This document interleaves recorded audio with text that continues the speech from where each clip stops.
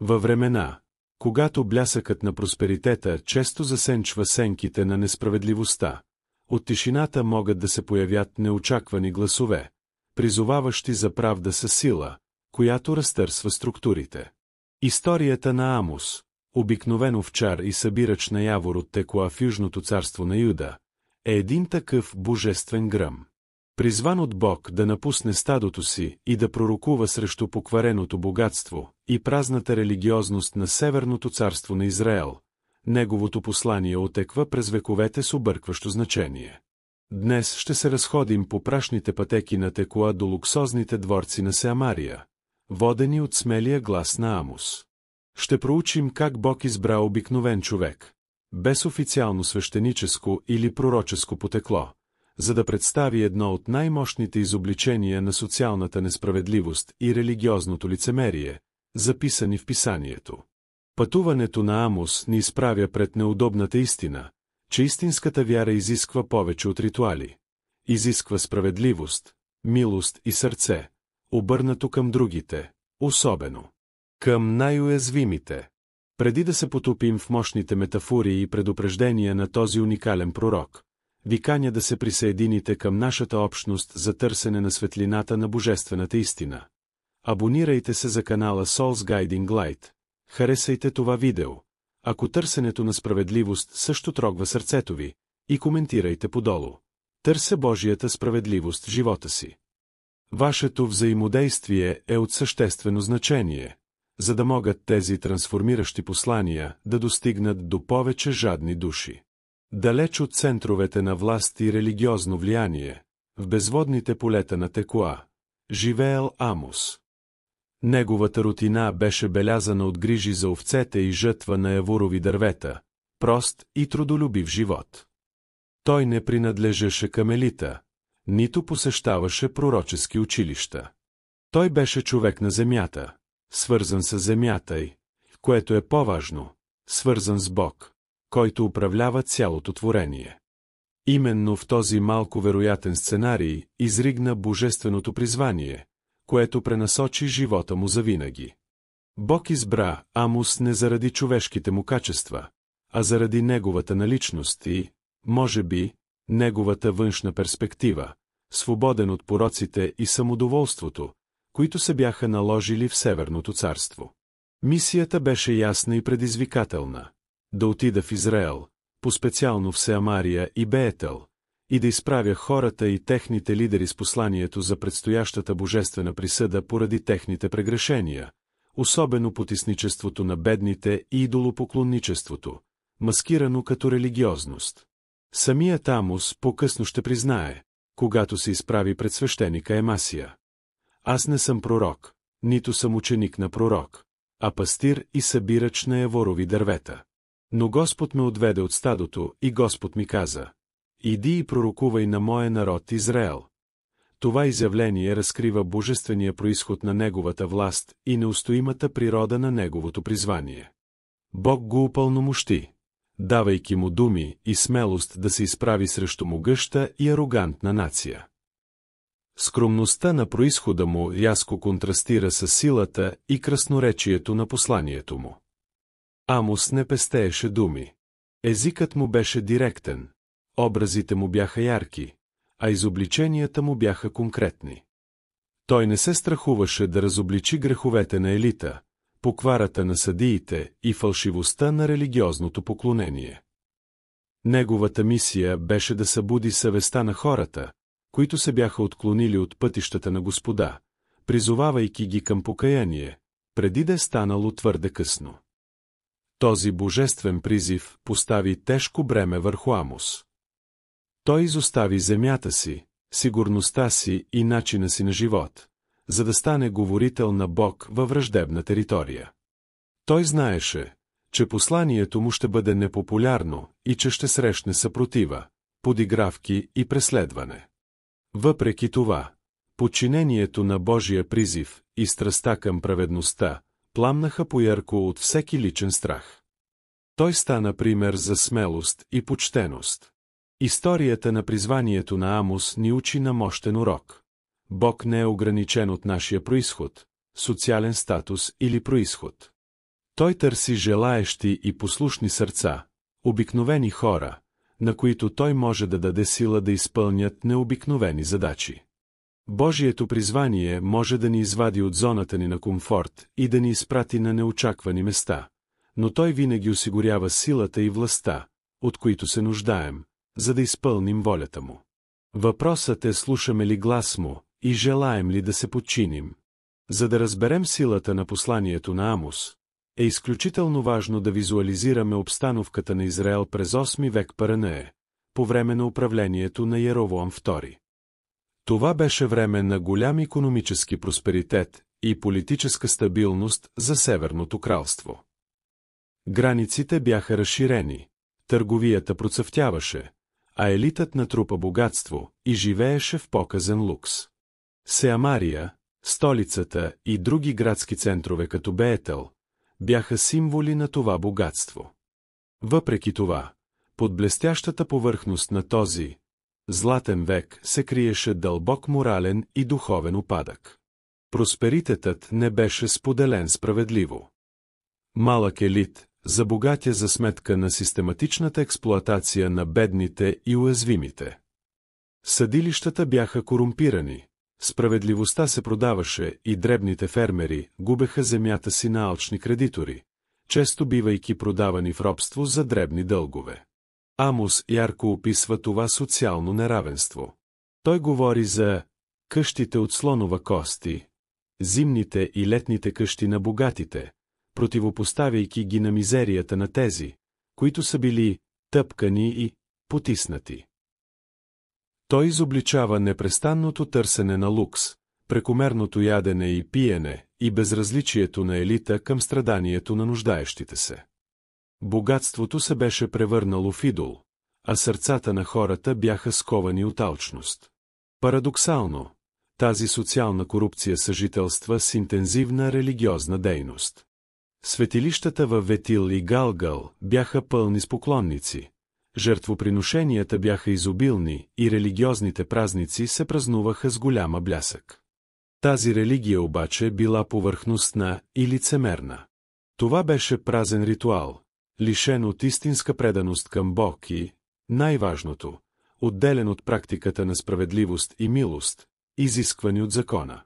Елитът използва религията като фасада, за да прикрие своите несправедливости, вярвайки, че техните ритуали и дарения могат да успокоят Божия гняв или да кукят благоволението му. Те често посещавали светилищата, но продължавали да експлоатират бедните и да изопачават закона. Това разминаване между богослужението и етиката, между изповядваната вяра и практикувания живот, беше една от основните цели на острите критики на Амос. Контекстът на Сеамария служи като вечно предупреждение. Материалният просперитет сам по себе си не е гаранция за духовно или морално здраве. Напротив, богатството може лесно да доведе до арогантност, самодоволство, безразличие към нуждаещите се и поквара на сърцето. Едно общество може да изглежда проспериращо и религиозно отвън, но да е духовно мъртво и морално фалирало отвътре. Бог не се впечатлява от външното богатство, но изследва сърцата и изисква справедливост и праведност. Посланието на Амос не започва с пряко осъждане на Израел. С брилянтна риторична стратегия, той първо произнася оракули на присъда срещу съседните нации – Дамаск, Газа, Тир, Едом, Амон и Емоав. Той описа подробно тяхната жестокост, нарушенията на договорите им и нечовешкото им насилие. Правейки това, Амос вероятно спечели първоначалното внимание и одобрението на своите израелски слушатели, които се смятаха за повисши и по-праведни от своите езически съседи. Въпреки това, след като изброи греховете на другите народи, Амос насочи безмилостния си фокус към Юда и накрая към Израел. Той демонстрира, че Бог не зачита личността и че привилегията да бъдеш избраният народ не освобождава Израел от отговорност. Напротив, увеличи вината му. Греховете на Израел, извършени в светлината на божественото откровение и завета с Бог, бяха още по-сериозни. Амос конкретно осъди необузданата алчност, потисничеството на бедните и нуждаещите се, изопачаването на правосъдието в съдилищата, сексуалната неморалност, включително в религиозните ритуали, и икономическата експлоатация. Той говори за онези, които продават праведния за сребро и нуждаещия се за чифт сандали, които тъпчат главите на бедните в пръста на земята и които лягат до всеки олтар в заложени дрехи. Това бяха директни и шокиращи обвинения. Пред лицето на този огромен списък от прегрешения, централното послание на Амос беше това за неизбежната божествена присъда. Бог не можеше повече да търпи лицемерието и несправедливостта на своя народ. Денят на Господа, който много израилтяни очакваха с нетърпение като ден на триумф над враговете си, всъщност щеше да бъде ден на тъмнина и съд за самите тях. Амос използва силни образи на унищожение, глад, мор и изгнание, за да опише идващия Божи гняв. Думите му бяха като гръм, който се търкаляше в небесата над Сеамария, тържествено предупреждение, че Божието търпение се изчерпва. Той не предложи фалшива надежда или повърхностни послания за утеха. Неговата задача беше да събуди заспалата съвест, да се изправи лице в лице с греха и да призове хората към искрено покаяние, преди да се случи катастрофата. Божествената справедливост изискваше отговор. Смелостта на Амос да осъжда несправедливостите, както на съседните нации, така и на собствения си народ, усиновен, в случая с Израел, е свидетелство за неговата вярност към Бог. Той не се страхуваше нито от силата на елита, нито от непопулярността на своето послание. Неговата страст към справедливостта и покорството му към Бог го караха да говори истината, независимо колко болезнена беше тя. Неговият глас ни предизвиква днес да не мълчим пред лицето на несправедливостта, а да бъдем говорители на истината и божествената правда.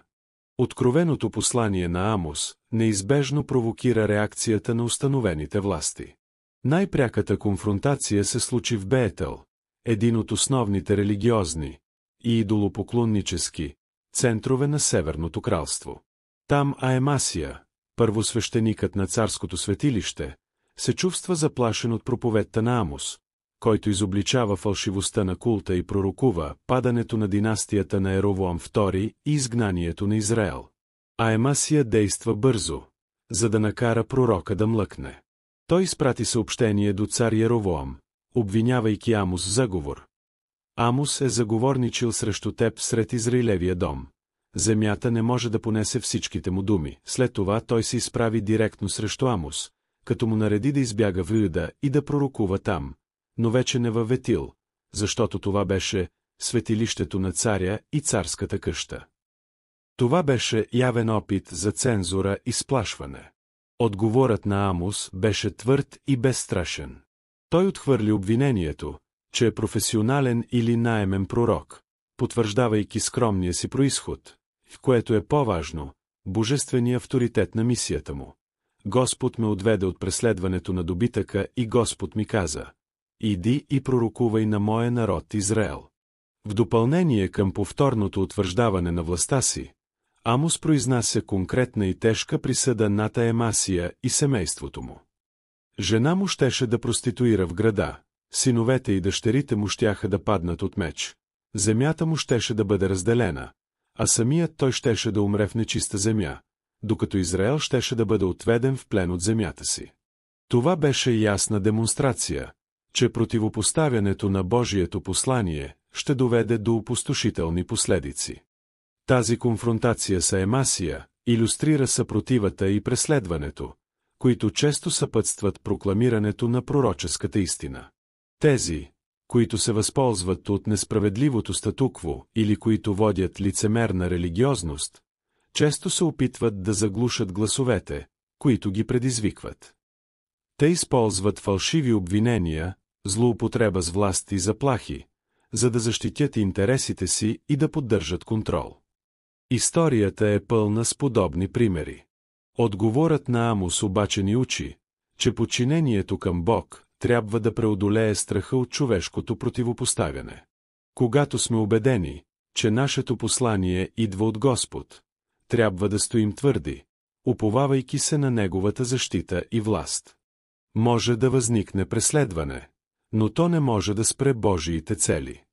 Смелостта на Амос пред лицето на съпротивата е модел за всички, които са призвани да защитават истината и справедливостта във враждебна среда. Една от поразителните черти на пророчеството на Амос е използването на ярък език и силни метафори за изобличаване на греха и лицемерието на израелското общество. Той не се задоволяваше с общи неща. Рисуват шокиращи словесни картини, които директно изправят слушателите пред реалността на техните прегрешения, което прави невъзможно пренебрегването на божественото послание. Една от най-известните и силни метафори е тази за кравите от Башан. Той се обръща към елитните жени на Сеамария, сравнявайки ги с тези тлъсти, добре охранени крави от плодородния регион Башан. Изображението предизвиква лукс, леност и самоугаждане. Но критиката отива по-далеч. Според Амос, тези жени потискали бедните и мачкали нуждаещите се, изисквайки съпрузите им да им носят повече пиене и лукс. Това беше осъждане на женското съучастие в социалната несправедливост. Друга област на яростно осъждане беше нечестността в бизнес практиките. Амос осъжда онези, които са използвали нечестни везни и са намалили ефата, мярката за зърно, експлоатирайки бедните на пазарите.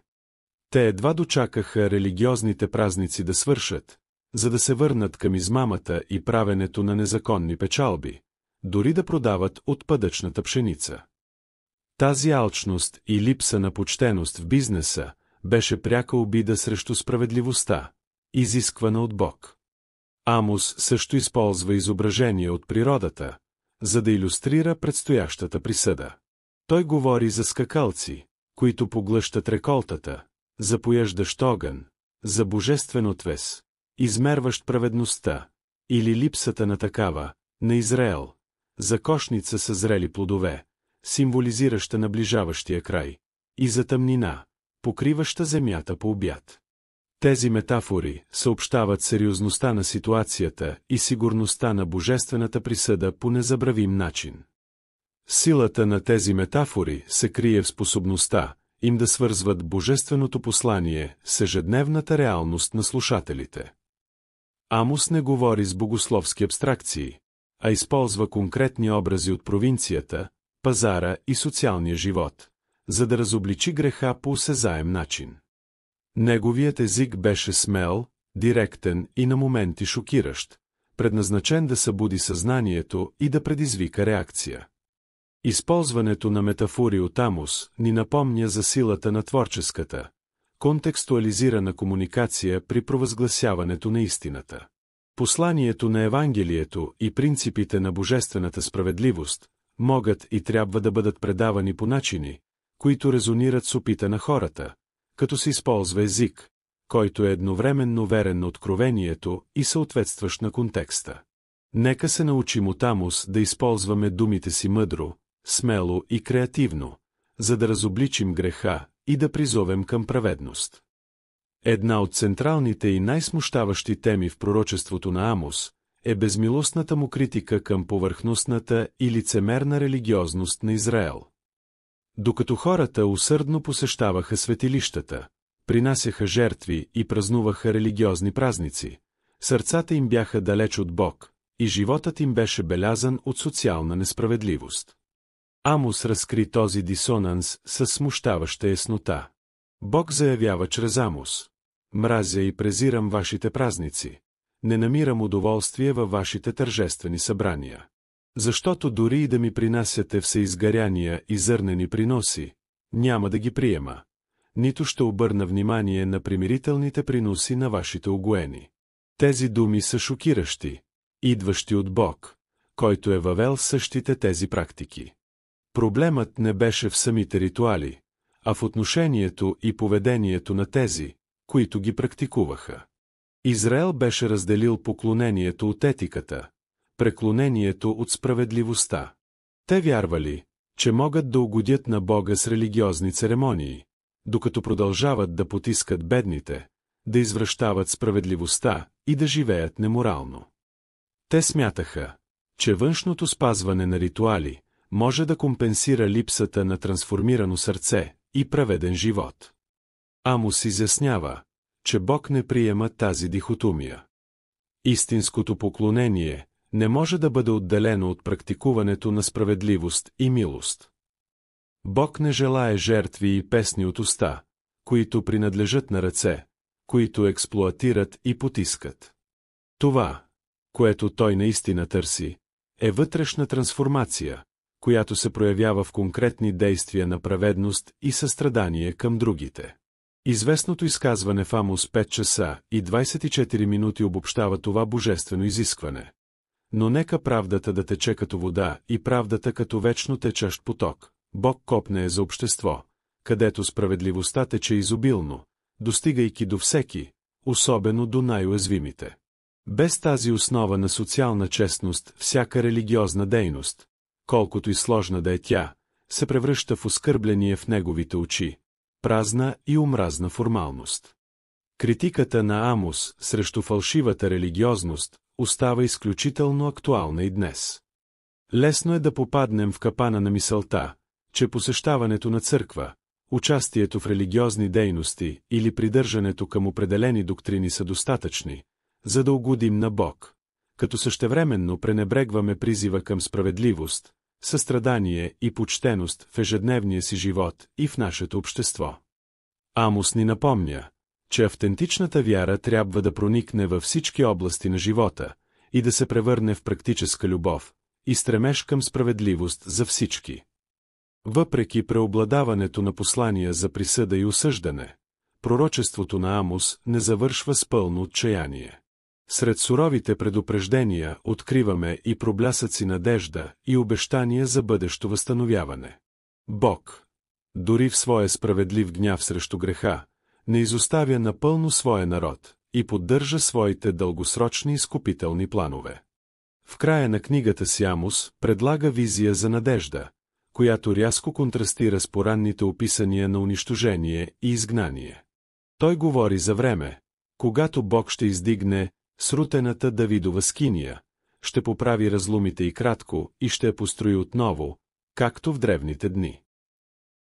Това изображение сочи възстановяването на Давидовата династия и в крайна сметка месианското управление. Това възстановяване ще донесе със себе си ера на безпрецедентен просперитет и благословия. Амос поетично описва времето, когато орачът ще настигне жътваря и тъпкачът на грозде сеяча. Земята ще роди изобилно, планините ще капят сладко вино и всички хълмове ще се стопят. Това ще бъде време на изобилие и сигурност, обръщане на проклятията и недостига, донесени от греха. Най-важното е, че това възстановяване ще включва събирането на разпръснатия народ на Израел. Бог обещава: ще върна плена на моя народ Израил. Те ще построят отново запустелите градове и ще живеят в тях. Ще насадят лозя и ще пият виното им. Ще направят градини и ще ядат плодовете им. Ще ги насадя в собствената им земя и никога повече няма да бъдат изтръгнати от земята, която им дадох, казва Господ вашият Бог. Това е обещание за завръщане, постоянство и безопасност под божествена грижа. Това обещание за възстановяване не отрича реалността на предстоящия съд, който Амос беше обявил. Изгнанието щеше да се случи като последица от греха на Израел. Но надеждата за бъдещето предлага перспектива, че присъдата няма да бъде последната дума на Бог. Имаше изкупителна цел дори в дисциплината, и Божията вярност към Неговия завет накрая щеше да надделее. Включването на тези обещания за надежда в книгата на Амос ни учи за характера на Бог.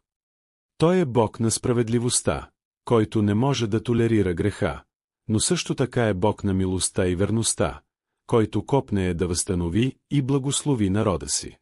Дори в най-мрачните моменти на съд, светлината на бъдещата надежда, основана на Божиите обещания, никога не изгасва напълно. Тази надежда ни подкрепя сред трудностите и ни мотивира да търсим помирение с Бог. Въпреки че Амос беше неохотен пророк, обикновен пастир, призован за специфична, временна мисия, въздействието на неговото послание и наследството от живота му далеч надхвърли първоначалното време и контекст. Неговите думи, внимателно записани и запазени като част от свещеното писание, продължават да отекват през хилядолетията, като предизвикват и вдъхновяват поколения читатели. Основното наследство на Амос се крие в неговото страстно застъпничество за социалната справедливост, като неделим компонент от истинската вяра. Той постави пророчески модел, като директно свърза духовното състояние на една нация с начина, по който тя се отнася към най-уязвимите членове на своето общество – бедните, сираците, вдовиците, чужденците. Гласът му вика срещу всяка форма на потисничество, експлоатация и корупция. Смелостта му да се изправи срещу политическите и религиозни власти на своето време, дори при голям личен риск, служи като траен модел на пророческа почтеност. Амос не смекчи посланието си, за да угоди на могъщите, нито запази мълчание пред лицето на сплашването. Основната му лоялност беше към Бог и Неговото Слово, и той беше готов да плати цената за тази лоялност. Този пример вдъхновява другите да говорят истината на властта, дори когато това е непопулярно или опасно. Освен това, критиката на Амос на празната и лицемерна религиозност стои като постоянно предупреждение срещу човешката тенденция да замени искреното подчинение и практиката на праведност с външни ритуали и религиозни формалности. Той ни напомня, че Бог изследва сърцата и желае вяра, която преобразява живота и обществата, а не просто повърхностно придържане към церемонии и доктрини.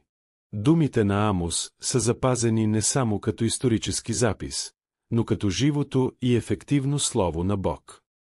Неговото послание е изучавано и цитирано от по-късни пророци и продължава да информира християнското разбиране за справедливостта, поклонението и характера на Бог. Неговата книга е вечно свидетелство за Божията загриженост за потиснатите и неговото изискване за праведност от неговия народ. Наследството на Амос ни показва, че един човек, дори от скромно начало, може да има дълбоко и трайно въздействие, когато действа с убеждение, смелост и покорство на Бог. Животът му поставя под въпрос идеята, че се нуждаем от титли, позиции или човешко признание, за да променим нещата. Това, което наистина има значение, е верността към Божието призвание и страстта към Неговата праведност. Нека наследството на Амос ни вдъхнови да оставим своя белег на вярност в света. Времевата и културна дистанция, която ни разделя от Амос, по никакъв начин не намалява уместността и практическото приложение на неговото послание за нашия живот и нашето общество днес. Въпросите за социалната справедливост, почтеността, религиозното лицемерие и призивът за пророческа смелост са толкова належащи в нашия век, колкото са били през 8 век ПРНЕ. Гласът на Амос продължава да ни предизвиква. Първо, Амос ни призовава да отворим очите си за несправедливостите, които ни заобикалят. В свят, който често се фокусира върху индивидуалния успех и консуматурството, е лесно да пренебрегнем или да станем безчувствени към страданието на невидимите, бедните, маргинализираните, експлоатираните. Амос ни призовава да видим тези реалности, да се грижим за тях и да признаем своята морална отговорност към тях. Нейната история ни напомня, че Бог може да използва всеки, независимо от неговия произход, образование или социално положение, за да бъде агент на промяната и говорител на неговата справедливост. Не можем да използваме възприеманите от нас ограничения като извинение за бездействие.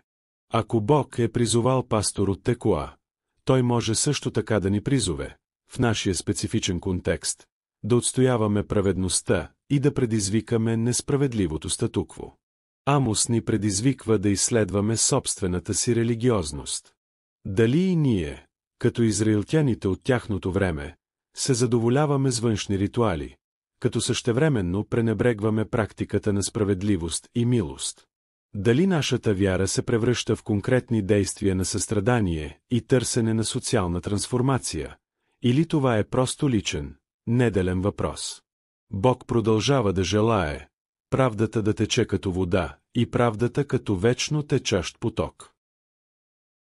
Вашата смелост пред лицето на опозицията ни вдъхновява да не мълчим пред лицето на несправедливостта от страх от отмъщение или непопулярност. Защитата на истината и справедливостта често идва на цена, но верността към Бог изисква тази готовност. Трябва да молим Бог за същата смелост, която Той даде на Амос, за да бъдем пророчески гласове в нашето поколение, заклеймявайки греха и призовавайки към праведност, дори когато е трудно. И накрая, посланието на Амос, включително неговата надежда за възстановяване, ни напомня, че въпреки тежестта на греха и реалността на присъдата, Бог е Бог на благодатта и изкуплението. Той ни призовава към покаяние и предлага път обратно към Него. Нека отговорим на този призив със смирение, стремейки се да живеем живот на почтеност, справедливост и състрадание, отразявайки характера на Бог, на когото служим, и въздействайки на света около нас. Гласът на пастира от Текоя, Амос, отеква из коридорите на времето не като далечен шепот, а като гръм, който ни събужда и днес. Пътуването му от пастир до говорител на божествената справедливост е трогателно свидетелство за способността на Бог да използва обикновеното, за да постигне необикновеното и за неговата непоколебима страст към праведност и състрадание, особено към най-уязвимите. Амос ни изправя пред неудобната истина, че материалният просперитет може да съжителства с духовна бедност и морален упадък. Той изобличава лицемерието на една религиозност, която се задоволява с външни ритуали, като същевременно пренебрегва етичните изисквания на вярата. Неговото послание е вечен призив да съгласуваме нашето поклонение с нашите действия, нашата вяра с нашата практика на справедливост. Смелостта им да осъждат несправедливостта, да се изправят срещу силните и да останат верни на мисията си дори в лицето на преследване ни вдъхновява, да изследваме собствената си готовност да отстояваме истината и справедливостта в наше време. Той ни напомня, че неутралността пред лицето на потисничеството не е опция за онези, които следват Бога на Амос, Бог, който чува вика на бедните и изисква справедливостта да тече като вечен поток. И все пак в разгара на присъдата Амос също ни насочва към надеждата за божествено възстановяване. Бог, в своята вярност, не изоставя народа си завинаги. Има обещания за изцеление, обновление и бъдеще, където справедливостта и мирът ще царуват под управлението на Месията. Тази надежда ни крепи и ни мотивира да работим за това възстановяване тук и сега. Нека наследството на Амос ни вдъхнови да бъдем почтени хора, чувствителни към вика на потиснатите и смели в защитата на истината. Нека нейната история ни вдъхнови да търсим автентична вяра, която трансформира не само нашите сърца, но и несправедливите структури на нашето общество. Нека чуем Божия призив в собствения си живот, където и да сме, и да отговорим със същото послушание и страст за справедливост, които са белязали живота на този забележителен пророк. Благодарим ви, че се присъединихте към нас в този дълбок размисъл върху живота и посланието на Амос. Ако този призив за справедливост резонира с вас, моля, споделете решението си в коментарите. Аз ще бъда глас на Божията справедливост. Не забравяйте да харесате видеото, да се абонирате за канала Souls Guiding Light и да включите известията. Нека стремежът към справедливост и състраданието на нашия Бог ръководят всяка стъпка от вашия път.